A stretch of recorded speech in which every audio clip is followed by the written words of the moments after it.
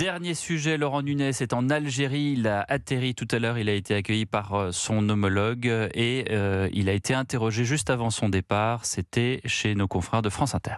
Je rencontre le ministre de l'Intérieur qui m'a invité, donc on va balayer l'ensemble des champs de discussion en cours et notamment les questions migratoires. J'y vais dans un état d'esprit très constructif et en tout cas déterminé à aboutir et à réenclencher une relation sécuritaire avec l'Algérie et même au-delà, bien évidemment. Jean-Claude Dacier, qu'est-ce qu'il va parvenir à faire Laurent Nunez en Algérie? Je suis un peu circonspect. Je ne trouve pas qu'il y aille avec...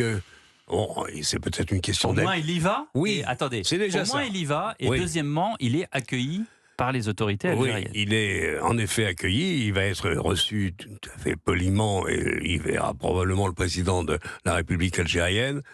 Néanmoins, ce qui se passe entre l'Algérie et nous mériterait probablement une parole plus ferme, plus décidée. Bon, peut-être la garde-t-il pour ses entretiens privés. Après tout, on peut comprendre que vis-à-vis des médias, il essaie d'arranger les choses. Enfin, depuis des mois et des mois, il ne veut pas tuer la peau de l'ours. Oui, alors bon, d'accord. Mais on verra le résultat. C'est vrai que les Algériens, à l'heure actuelle, nous donnent plus, paraît-il, un seul renseignement utile. Et Dieu sait que sur le terrorisme, ils pouvaient largement nous aider. Il y a beaucoup de choses à faire avec eux. Mais néanmoins, on a un contentieux qui est considérable. Donc, espérons que monsieur le ministre réussira à arranger un tout petit peu les choses.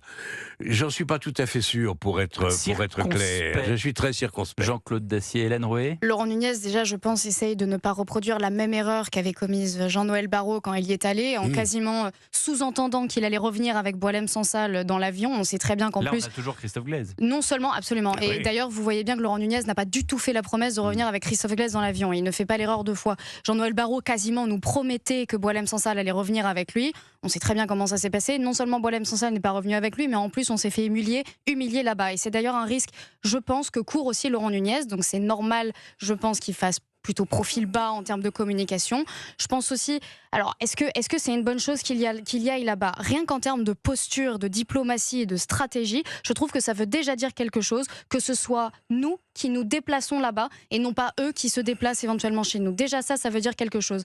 Maintenant, bon, il y va pourquoi? Pour 3 raisons. Christophe Glaise, le renvoi des OQTF, parce que ça fait effectivement des mois et des mois que l'Algérie ne reprend pas un seul OQTF, dangereux ou pas, et évidemment la coopération sécuritaire, très important. Pendant les JO, vous vous rendez compte quand même que l'Algérie n'a pas coopéré avec nous en matière de renseignement, en matière de terrorisme. Vous vous rendez compte de la gravité des relations. Maintenant, oui, je pense que quand même ce déplacement, il y a beaucoup de risques dans ce déplacement, et il ne faut pas qu'on se fasse marcher dessus pour la énième fois. Merci beaucoup Hélène Rouet du Journal du Dimanche. Merci à vous Jean-Claude Dacier.